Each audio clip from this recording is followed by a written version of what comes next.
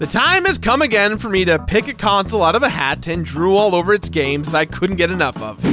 Let me see here. No, did that one. Oh, here we go. The Nintendo GameCube. Oh, hell yeah, I am so ready. Oh, wait, no, hold on. No, man, there are so many amazing games that are not gonna make my list. So for that, I am truly sorry, but not sorry. Because having too many games is never a fault. That turn-of-the-century console is a champion. When the GameCube was first announced at Space World 2000, a bevy of tech demos showing off Nintendo's characters dazzled us. Some would lead nowhere, like the defunct and truly bizarre Meowth's Party. Others would lead to outrage, like when we all thought we would be getting an awesome adult Link and Ganondorf clash that ultimately led to the underwhelming response to Wind Waker's art style. And some tech demos led to downright confusion about where was this rumored Mario 128 that just turned out to be Pikmin. The controller was perfect compared to its predecessor. The games were easy to handle, the hardware was definitely not bulky at all, and it was affordable and fit for every household. And that Game Boy player attachment was aces. This baby, in my heart, was born to play. Welcome to my top 10 Nintendo Purple Cube games. This list is solely based on my experiences with each game, and I'd love to hear your favorites in the comments down below.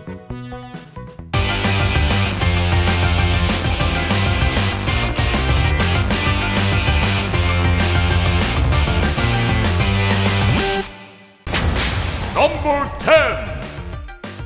Now, I'm not gonna lie here. I am always down for Mario. I think my channel pretty clearly reflects that. But I have a soft spot for the younger Mario brother. And Luigi's Mansion put old green Mario front and center. But busting ghosts in a launch title? How weird and wild and so appropriately Luigi. Thus began the further evolution of the Scaredy Cat second fiddle to Mario in the best possible way. Exploring in Luigi's Mansion is a blast with all of its wildly different ghosts and creative puzzles. Graphically, this game's aged gracefully, but at the time was beyond dazzling with its lighting effects. There is a ton of artful finagling with Luigi's flashlight interacting with the setting, and as for the music, which while there isn't a ton of, every tune is haunting and magnificent, and Luigi anxiously hums along in such an endearing way.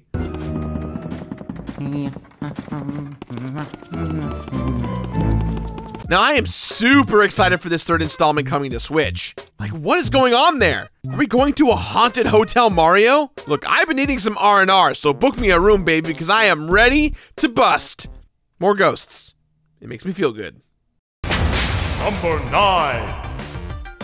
Nintendo gets knocked as a kiddie developer a lot of the time, and I'll agree that making the GameCube have a handle like a lunchbox definitely didn't help at all. Eternal Darkness Sanity's Requiem, however, showed that Nintendo was fit for adults too in a big way. Look at that big old M on the box. That game's mature. No kids allowed. Developed by Silicon Knights, Eternal Darkness is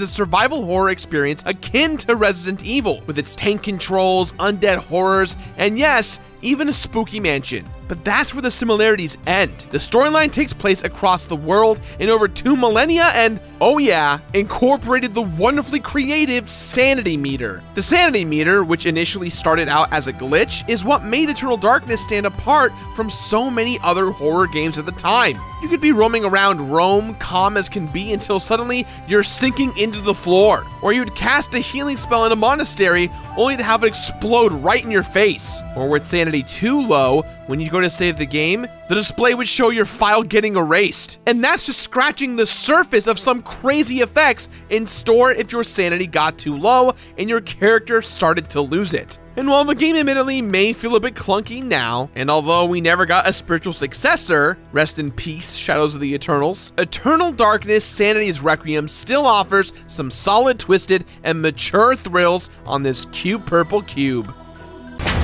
Number 8. In many ways, the GameCube's launch was quite experimental. No main Mario title, and when we finally got one, Mario had gadgets, Link got a visual makeover, and Samus got handed off to a video game studio based in Texas called Retro Studios, and they were tasked with taking our space bounty hunter into the third dimension. Metroid Prime came out 8 years after Super Metroid, a game hailed by many as one of the greatest games of all time. Retro Studios had their work cut out for them though. From the incredibly cinematic opening and foreboding exploding distress signal, to fighting a parasite queen while bumping into Meta Ridley, to losing your powers, forcing you down to the alien surface of Talon 4. It was easy to see Metroid Prime would not disappoint. Metroid is all about isolation, and Metroid Prime embraces that fully with haunting atmospheres, abandoned laboratories, and face-on mines that raise more questions than answers. Aesthetically, Metroid Prime is a triumph. It still looks and sounds incredible. Each location in the game feels distinct, and the creature designs are awesome. Familiar tunes were reinvented. For example, Magmore Caverns was a remix of the Norfair theme. In addition, we got new entries like Phendronic Drifts, a truly serene palate cleanser. But most importantly, the gameplay is tight and responsive, and makes this first-person adventure work really well. We occasionally halt entire company meetings as Brett provides killer nonverbal accompaniment for some of these classic Metroid Prime tracks. Give him a little taste, Brett.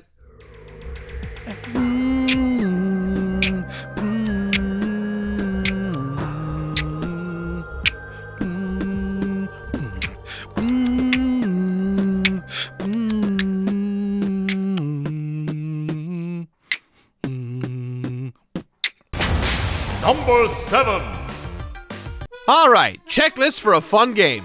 1. Lots to collect? Check. 2. A unique and vibrant location? Check. 3. A brand new omnipresent mechanic that is versatile and fun as hell? Check plus. Super Mario Sunshine fulfills my list and then some. But honestly, I didn't always appreciate it the way I did until now. Mario Sunshine clearly has an abundance of admirable qualities that make it one of the greatest of the GameCube era. It takes everything good about Mario 64 and takes it to 11. There's an abundance of coins and shines to collect. And for taking place entirely on a tropical island, there's a lot of level variety. And who can forget those incredible secret platforming levels with a killer remix of the Mario theme on top of an already exceptional original tune. Some people might complain about FLUDD being kind of strange and annoying to rely on for the entire game, including me. I believe that at times. But the FLUDD is adorable with this kind of butterfly in the sky, I can go twice as high kind of quality, you know,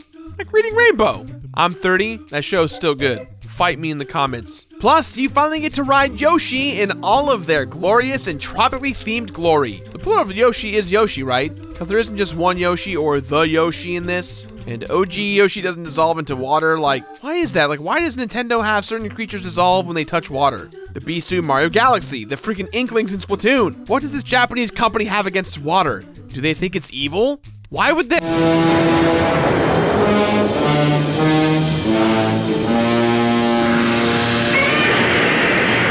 All right, yeah, no, I get it. Water is evil except when cleaning things up. Let's use the evil for good and get a shine.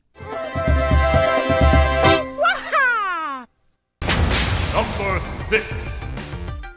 Back in the day, the Mario RPGs were nothing short of fantastic. Hell, to this day, Super Mario RPG is still one of my all-time favorite Mario games. So when Mario took to an all-new RPG adventure on the GameCube, the only way for him to surprise everyone was for him to get crafty. Paper crafty, that is. For him to be on the cutting edge. Paper Mario: The 1,000-Year Door might just be the most bang for your buck when it comes to the Mario RPGs. This game is huge! Between a creative aesthetic, an engaging battle system, a colorful set of characters, and a compelling story, it's hard to say what the best part of Paper Mario 1,000-Year Door really is. This game has definitely become a cult classic in recent years, and honestly, I can see why. I spent hours with this game, and I was constantly surprised at what the game threw at me during my entire playthrough. But hear my warning.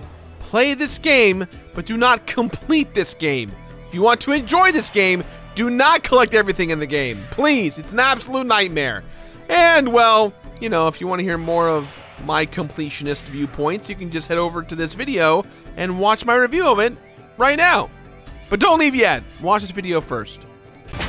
Number 5.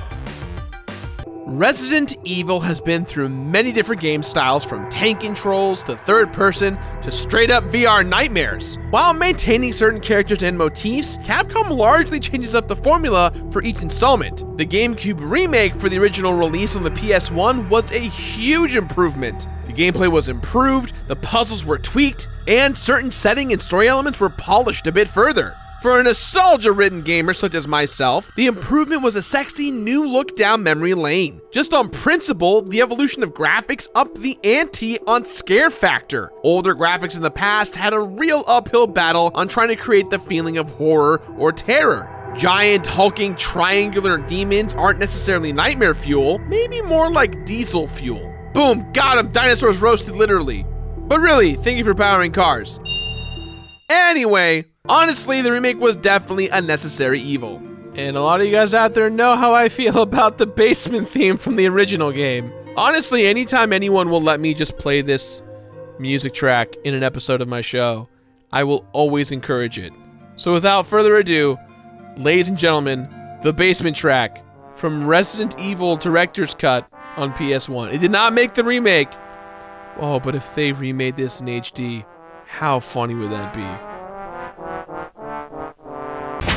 Number 4. I had one hell of a time completing Super Smash Bros. Melee this summer. This game is a beast. Nintendo made damn sure they packed that game with hours and hours and hours and, let's be honest, days of content. It's nice to step back and reflect on when Smash Bros. Released on the Nintendo GameCube. Yes, there is a strange polarization of people still playing the game competitively and those that don't understand why it's still around. If you disregard that, just taking in what Melee has meant for me and gamers everywhere is truly miraculous. The game defined a generation. It brought friends together, hopefully more than breaking them apart, and it's been a welcoming realm for every type of gamer, competitive and casual. Melee set the stage for games and sequels to follow and improve with a well-blazed trail. I spent 135 hours completing this bad boy, and there is no telling how many hours I've spent on the game in my lifetime. Yeah, there's no completion bonus, but every action serves the player to its own right. Melee was meant to be taken in over time to harness your abilities, sleep on new strategies, conquer previous bests, and revisit time and time again. I am losing my mind with anticipation for reliving those feelings anew with Ultimate.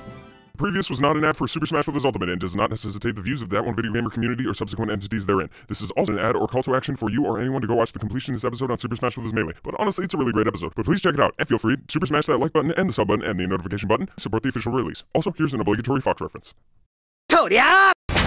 Number 3.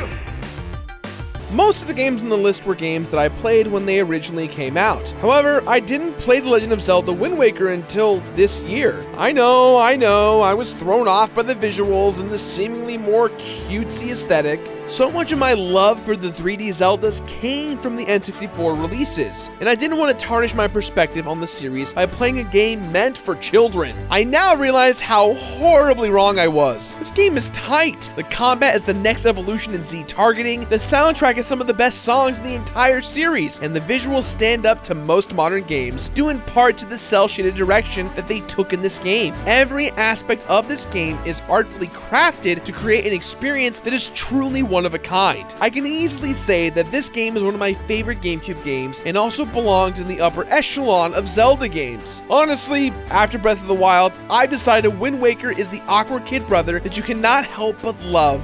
Change my mind. Plus, this game lets me live out my fantasy of being a pirate, sailing the open seas, getting into sword fights with scallywags, looting all the booty I can get my hands on. Ha ha ha ha ha! Yarr! A pirate's life for me. Number 2.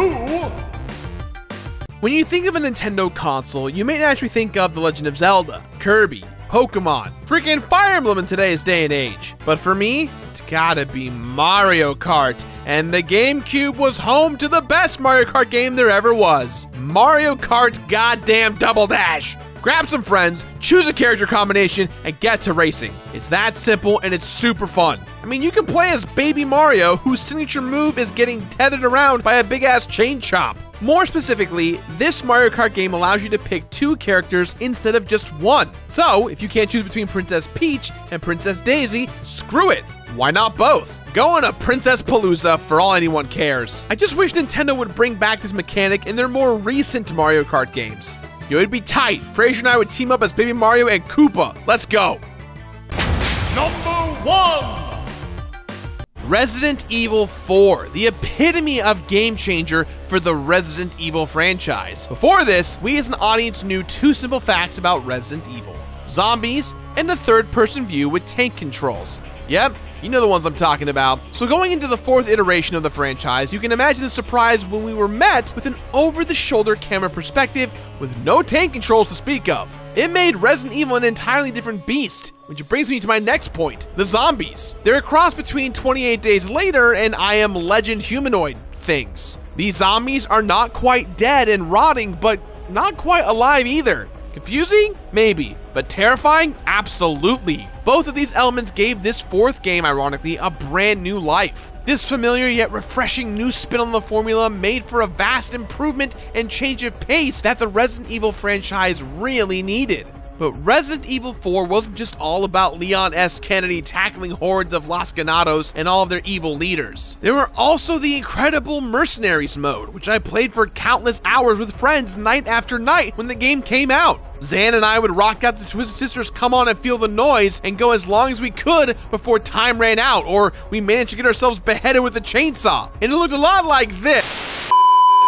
And then there was Assignment Ada, where you got a more bite-sized side story featuring Ada Wong, which was challenging and awesome in its own right. Everything about Resident Evil 4 was made with such care and consideration for both the franchise and its players. So to answer the age-old question, what are you buying? It would be Resident Evil 4 every time Capcom re-releases it. I love it that freaking much. What are you selling? Alright, merchant, the bit's over, go away. Is that all, stranger? Yep, I just... Alright, I'm gonna end this now, okay? You take care, buddy. You and your creepy-ass cloak. And thus, I end another video example of my never-ending love for Nintendo. The history of gaming is fleshing itself out nicely, and I cannot wait to see what's in store for the future of gaming. Thanks for sticking it out to the end here, and if you enjoyed what you saw, go ahead and check out another top 10 that I've done. And none of this would be possible without the awesome support by viewers like you. So thank you very much, and I'll see you guys next time. Come back anytime.